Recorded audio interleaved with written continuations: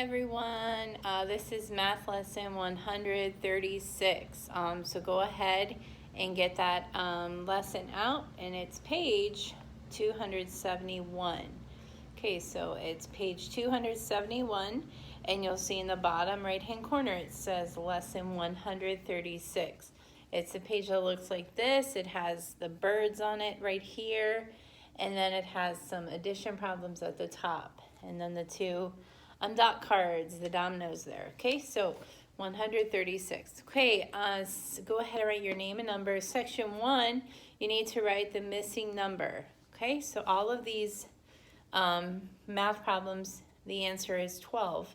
So you need to figure out the missing number. Okay, so you could take the answer, the sum, and you can subtract it from the add-in at the top to figure out the missing number. Then section 2, you're writing greater than or less than. So you're looking at the two numbers and comparing them. And the first number, you're going to figure out if that number is greater than or less than the second number. Now remember, we used the dinosaur before, and the dinosaur likes to eat the number that is the most. So remember, the bigger side of the triangle will face towards the bigger number. Okay, then section 3, you're writing the addition, 2 addition facts and 2 subtraction facts. Then section 4, it says circle the bird at the top. So figure out which bird is at the top. So you're going to draw a circle around it. Then it says underline the bird at the right. So remember, this is your right side and your left side. So whichever bird is to the right, which is this way, you're going to circle that bird. And then section 5, you're writing the before and after number by ones. And then section 6, you're writing the before and after numbers by twos. So if you need your number chart, go ahead and get that out. Then you can turn your paper over to the back side, and that's where we're going to focus right now. At the top, you're writing the differences. It says use the gumballs to help.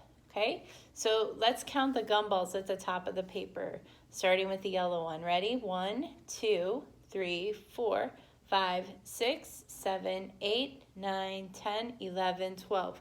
So there are 12 gumballs. So the first problem is 12 minus 8. So we're taking away 8. So let's count over to 8. 1, 2, 3, 4, 5, 6, 7, 8. Now, how many gumballs are left? There are 4 left. So your answer is 4. The next one is 12 minus 5. So once again, you're going to count over 1, 2, 3, 4, 5. How many gumballs are left? 1, 2, 3, 4, 5, 6, 7 are left. So the answer is 7. So you can do the rest of those problems that way. Okay, then let's look at section 2. And we're going to do a couple of those problems. I have them written on the board. We've been working on these types of problems where we have to carry over to the 10 side. Remember, we have the 1 side and then we have the 10 side. When we're adding or subtracting, we always start on the right side or the 1 side so we can get the right answer. So this is a plus sign, so that means we're going to add. Our first one is 3 plus 8. So 3 plus 8 is 11. So I'm going to write 1 here, because that's my number in the ones place. Then I'm going to carry my other one, my 10, over to the tens place. So we have 1 plus 2 plus 4. So 1 plus 2 is 3. 3 plus 4 is 7. So 23 plus 48 equals 71. My next problem is 17 plus 73. So once again, we're going to start on the 1 side or the right side. We're going to add 7 plus 3, and that equals 10. So I'm going to write my 0 here, and then I'm going to carry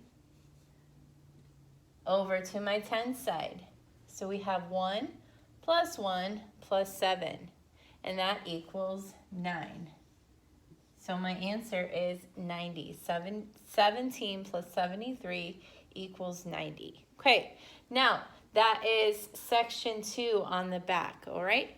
Now, section 3, there are 3 rows of clocks.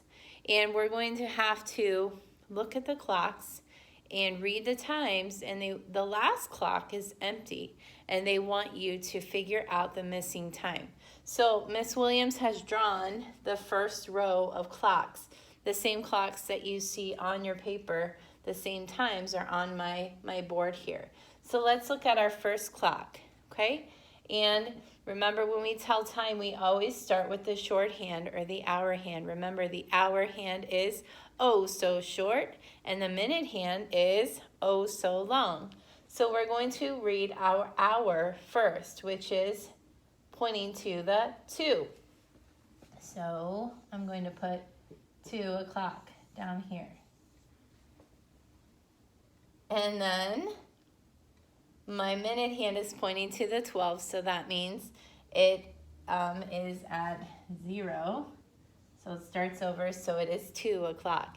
Now let's go to the next clock. The hour hand is on the 4, the minute hand is on the 12. So that means my time is 4 o'clock. So I can write 4 o'clock here. My next clock, the hour hand is pointing to the 6, and my minute hand is pointing to the 12, so that means it is 6 o'clock. Now the last clock is blank because they want you to figure out the next pattern, because all of these clocks are going to be in patterns, and you're going to have to figure out the next time. So let's go back to the beginning. We have, turn my camera, there we go. We have 2 o'clock, 4 o'clock, 6 o'clock, 2 o'clock, 4 o'clock, 6 o'clock. So can you figure out what they're counting by? Are they counting by ones? No, if they were counting by ones, it'd be 2, 3, 4. That's not the case. We have 2, 4, 6. So they are counting by 2s. So this one is 2 o'clock. This one is 4 o'clock.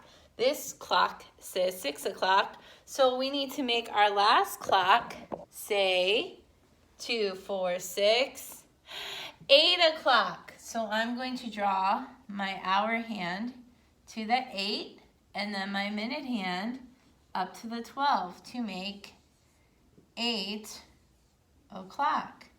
2 o'clock, 4 o'clock, 6 o'clock, 8 o'clock. Now, let's look at the next row. Sorry, there's only 3 rows of clocks. The second row, if you look at the first clock, the hour hand is it's right in the middle between the 9 and the 10. So that means the hour is 9. And then if you look at the minute hand is pointing to the 6, which would be, if we count by 5s, 5, 10, 15, 20, 25, 30. So it's 9:30. And then the next clock says 10:30. The next clock says 11:30. So what would that last clock be? Think about it and draw the hands on the clock. And then the last row, we have the first clock being at 1. The hour hand is kind of between the 1 and the 2, so it's not quite to the 2 yet. So it's still 1 o'clock. So it's 1, and then the minute hand is pointing to the 5. So that would be 1:05. The next one, the hour hand's pointing to the 1. So it's 1, and then it's pointing to the 2. So it'd be 1:10. And then the next clock says 1:15. So if you go back to the beginning, 5, 10, 15, what would you make that last clock be? Would it be 1:20? Would it be 1:30? You decide. So you need to, once again, the last 3 clocks in that section, you need to figure out the pattern of the times that they have, and you need to finish the pattern on the clocks. Okay, so that concludes lesson 136. Have a great day. Bye.